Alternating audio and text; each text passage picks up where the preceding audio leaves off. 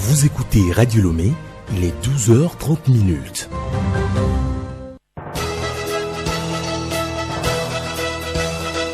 Le journal Yasmine Adoko.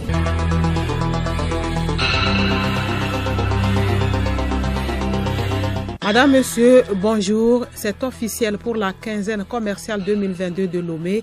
Cette 37e édition lancée par le ministre en charge du commerce met l'accent sur les produits locaux. Pendant les fêtes, les plats de nourriture sont servis en abondance. Comment alors manger en période de fête pour éviter des maladies après les fêtes? La réponse dans ce journal. Une tentative de coup d'État a été déjouée et 4 soldats mis aux arrêts mardi en Gambie. L'annonce a été faite hier par le gouvernement dans un communiqué. Et puis sport football, la 8e journée D1 Lonato se poursuit ce jeudi avec 4 rencontres dont Bouinesou Espoir de Zio. Pendant ce temps, la 2e division prendra fin ce jeudi.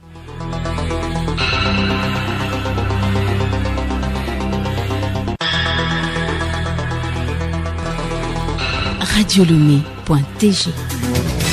Les élections régionales vont se tenir l'année prochaine au Togo. Les préparatifs vont bon train. Pour le gouvernement, il est indispensable de créer les commissions électorales locales indépendantes CELI.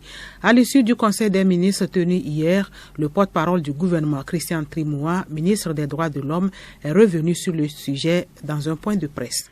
Le code électoral, notamment à son article 27, indique les règles de création des CELI. Donc ce n'est pas fait de façon arbitraire. Il y a un canevas qui nous indique cela. Et le code indique qu'une commission électorale nationale est composée du ressort territorial de 3 communes, maximum. Donc on peut aller d'une commune, 2 communes, à 3 communes. Donc vous voyez que notre code électoral intègre désormais la décentralisation dans sa totalité, dans l'organisation des consultations électorales. Ce n'est pas le gouvernement qui décide en réalité du mode d'organisation des élections, c'est la commission électorale nationale indépendante. Le renouvellement du Parlement, c'était prévu depuis longtemps puisque nous connaissions leur prise de fonction, nous connaissons la durée du mandat et nous connaissons le terme du mandat. Les élections régionales qui s'organisent viennent compléter l'architecture de notre décentralisation et c'est elles qui sont principalement organisées actuellement par la commission électorale nationale indépendante. S'il est nécessaire de les coupler ou de ne pas les coupler, nous attendons que la commission électorale nationale indépendante nous donne quelques indications là-dessus, mais ce n'est pas le gouvernement qui prend l'option. Le cadre permanent de concertation avait déjà émis le vœu qu'on puisse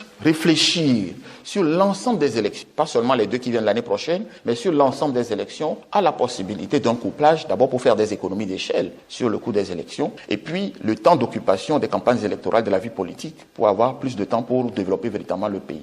8e séance plénière de la 2e session ordinaire de l'année ce jeudi à l'Assemblée nationale. À l'ordre du jour 2 projets de loi. Le premier projet concerne la loi d'orientation des transports. Son adoption permettra de disposer d'un cadre juridique d'orientation dans lequel tout programme et toute action devrait s'inscrire afin de faire du Togo un hub logistique et de services. Il permettra également de satisfaire les besoins des usagers dans les conditions de sécurité, de sûreté et de facilitation optimale. Le second concerne la loi de finances exercice 2023.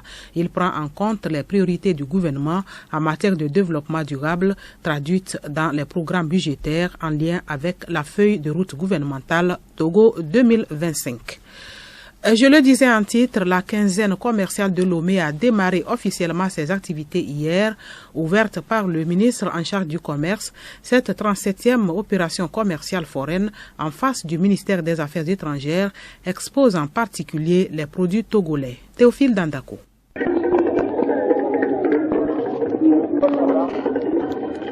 Des jus d'ananas, des huiles végétales et des pagnes localement tissées sont notamment des produits made in Togo présents à cette quinzaine commerciale. Plus de 10 apatam accueillent les commerçants pour cette opération qui marque le 100e anniversaire de la création de la Chambre du commerce et d'industrie du Togo, CCIT.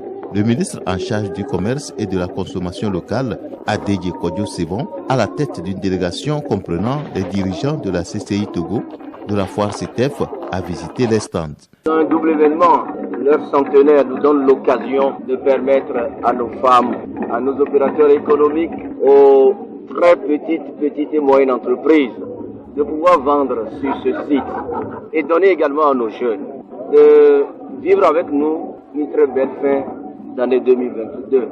et d'annoncer les couleurs de l'année prochaine parce que nous sommes rassurés que l'année 2023 sera encore très bonne. C'est l'occasion de demander à ce qu'il y ait beaucoup de visiteurs sur cette quinzaine commerciale pour pouvoir acheter. Et surtout, ce sera également l'occasion au ministère de vérifier que nos compatriotes consomment quantité et qualité. Il n'y aura pas de produits périmés sur ce site-là. Dénommée Grande Quinzaine commerciale du centenaire, cette opération est le prolongement des activités menées dans le cadre du mois du consommé local. La quinzaine commerciale intervient à quelques jours de la fête de Noël. Le ministère de la Culture et du Tourisme a organisé hier, à l'endroit des enfants, la 12e édition de Noël au musée Enchanté. C'était sur l'esplanade du musée national de Lomé, avec la participation des élèves de l'Institut scolaire d'éducation pour tous de Ségbé. Compte rendu par Com Johnson, Nabara Nafara Noudar. L'objectif de la rencontre est de faire connaître le patrimoine culturel togolais aux enfants relèves de demain afin de promouvoir la culture au Togo. Dr Kofi Baye, directeur de cabinet du ministère du Tourisme. Noël au musée Enchanté est une activité qui s'inscrit dans les projets et programmes, dans les politiques du ministère de la Culture et du Tourisme. Aujourd'hui, vous avez pu voir, la tradition s'est perpétuée une fois encore avec beaucoup d'activités, beaucoup de cadeaux qui ont été distribués aux enfants à travers des jeux questions-réponses liés au musée. Alors cette activité permet également de faire connaître davantage à nos petits-enfants le musée et sa signification dans la culture et dans l'histoire de notre chère patrie. Les enfants ont bénéficié des cadeaux à l'issue des questions-réponses. Ils nous donnent leurs impressions. Je vais bien fêter parce qu'on vient de me donner un cadeau. Et je suis très contente d'avoir visité le musée de Lomé. Et j'invite aussi mes amis à en faire autant parce que j'ai appris beaucoup de choses. Je suis contente d'être ici et d'avoir des cadeaux spéciaux et avoir pu apprendre toutes ces choses. À cette occasion, les groupes folkloriques ont été mobilisés. Pour rappel, le Musée national du Togo, MNT, est créé en 1974 et compte 1354 objets. En cette période de fête de fin d'année, c'est l'occasion de mettre les petits plats dans les grands pour déguster de la bonne nourriture. Mais certains font des excès de table, ce qui n'est pas bon pour la santé. Comment alors manger en période de fête pour rester toujours en bonne santé? Élément de réponse dans ce magazine de Clarisse Tombité. Manger et boire beaucoup sont synonymes de bien fêter pour bon nombre de personnes. Ainsi, à l'occasion des fêtes, ils s'adonnent à la viande et à la boisson, qu'elle soit alcoolisée ou non. Un comportement dangereux pour l'organisme. Tchapo Dapou Bangna, nutritionniste au ministère de la Santé. Au-delà de l'alcool, nous n'avons pas besoin d'excès de sucreries le jour des fêtes. Nous savons que la fête, c'est du plaisir. On n'a pas besoin de trop de choses. Je pense à ma qualité de nutritionniste que chacun fait son petit jus à la maison et puis ça marche. On a l'œil sur ce qu'on a mis dedans. Si on ne peut pas avoir vraiment le temps, il y a actuellement sur le marché des produits locaux transformés, des jus de fruits naturels, sans additifs, sans conservateurs, que nous pouvons acheter pour nos fêtes. Nous prenons un excès de viande. Or, si le rein ne fonctionne pas, c'est qu'il ne peut pas transformer la viande. Et on peut ouvrir par exemple la porte à une insuffisance rénale aiguë. En plus de la malbouffe, une autre cause de ces malaises alimentaires est la consommation des produits importés, ce qui amène un grand nombre à opter pour la consommation locale. Pendant la période de fête, il faut démystifier pied de l'étranger. Pour le bien de notre santé, on pouvait manger à Mebokoklo, Doevi, Doebese, Aguissan, etc.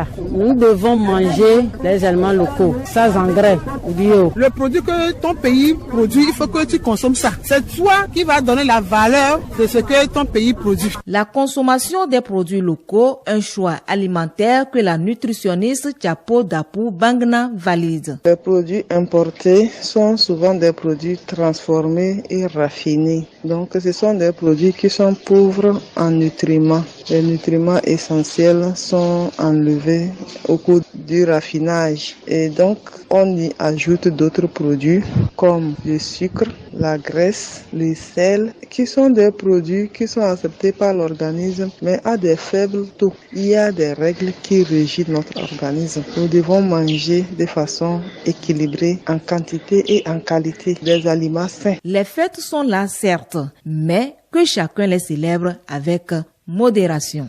On le sait tous, la consommation de la viande devient très accrue en période de fête. Avec Noël et le Nouvel An, des volailles et des ruminants vont être abattus dans des maisons pour la consommation. D'autres vont s'en procurer sur les marchés. Comment reconnaître une viande saine inspectée par un vétérinaire? Odette Pira. Avant d'abattre son animal, il faut le faire d'abord inspecter par un vétérinaire. Pour ceux qui vont l'acheter au marché, il faut vérifier si cette viande a le tampon du vétérinaire. Mamadouba, docteur vétérinaire. Après l'inspection, il y a ce qu'on appelle un stampillage. On met de l'encre, une machine qu'on appelle une roulette, qu'on met sur la carcasse, sur le long de la carcasse pour montrer que l'animal a été inspecté. Donc, de haut en bas, on le met sur la longueur de la carcasse, de sorte qu'à chaque fois qu'on voit avec le stampille d'abattage, on sait que cette viande-là est inspectée. On a aussi des endroits qui sont déchirés, on regarde, on inspecte les ganglions qui peuvent donner les reflets de la maladie. On peut l'observer sur un animal qui a été inspecté. Alors que s'il n'est pas inspecté, ces ganglions-là ne sont pas ouverts. Même la volaille doit être inspectée. Docteur Ba. Avant même l'abattage, faire en sorte que les volailles qui sont élevées soient vaccinées des différentes maladies, les principales maladies qui peuvent être transmises à l'homme.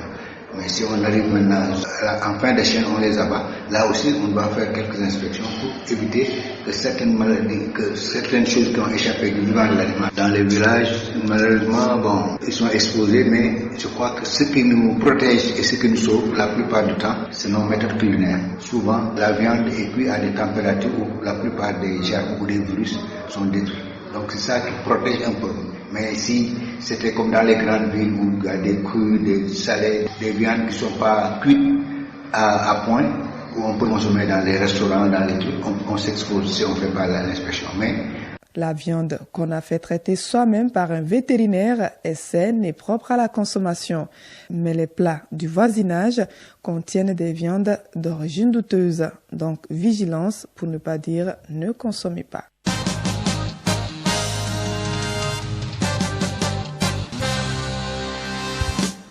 L'Organisation mondiale de la santé forme son personnel et ses consultants sur la lutte contre les violences basées sur le genre au Togo. C'était au cours d'une mini-retraite hier à Avepozo. Charlotte Ahar. La prévention des abus, exploitation et harcèlement sexuel, c'est le thème autour duquel le staff et les consultants de l'OMS réfléchissent.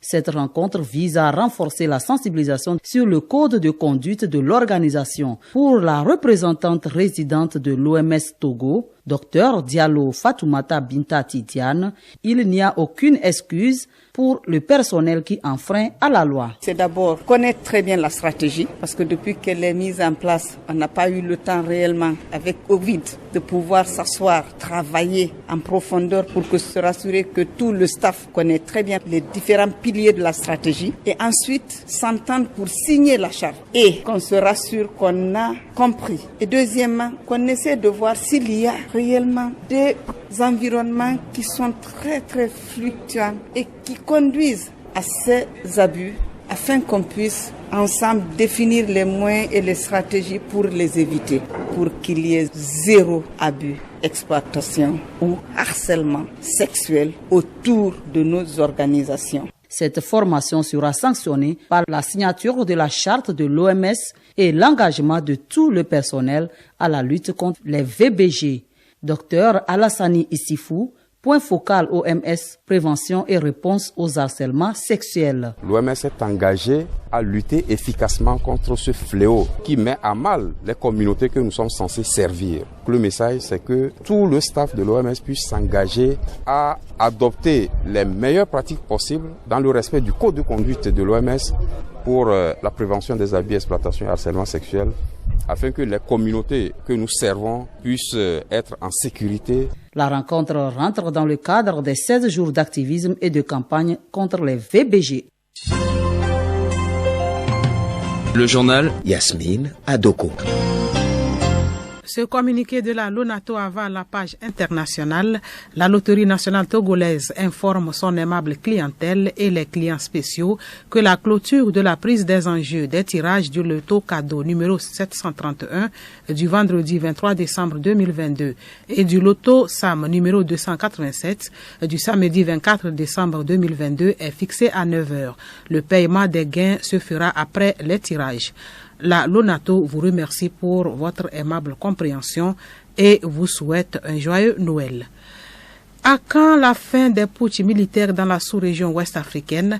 La présidence d'Adama Barrow a été victime d'une tentative de coup d'État hier. 4 soldats sont aux arrêts pour leur implication. Les enquêtes se poursuivent pour éclaircir les circonstances de ce putsch. Pour l'heure, le gouvernement gambien se veut rassurant. Léontine Atogima. Il n'y a pas de raison de paniquer. La situation est totalement sous contrôle, a rassuré le porte-parole du gouvernement. Quand bien même surprenante cette tentative de coup d'État, les Gambiens sont appelés à vaquer normalement à leurs occupations.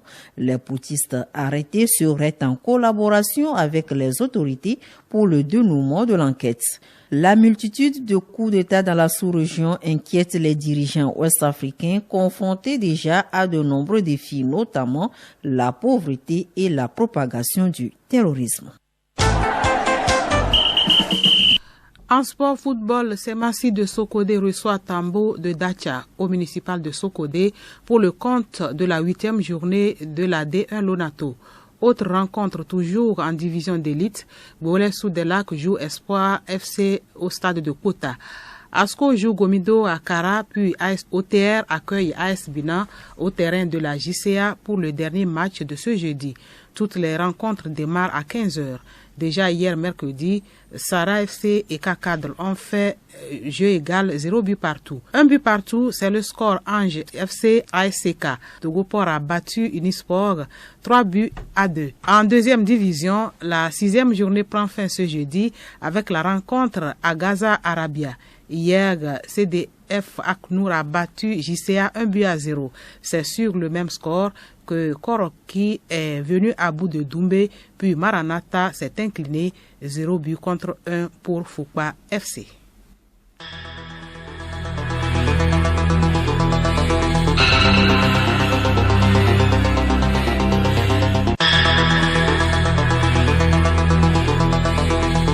Cette édition s'achève. Merci de l'avoir suivi. Bon après-midi à toutes et à tous.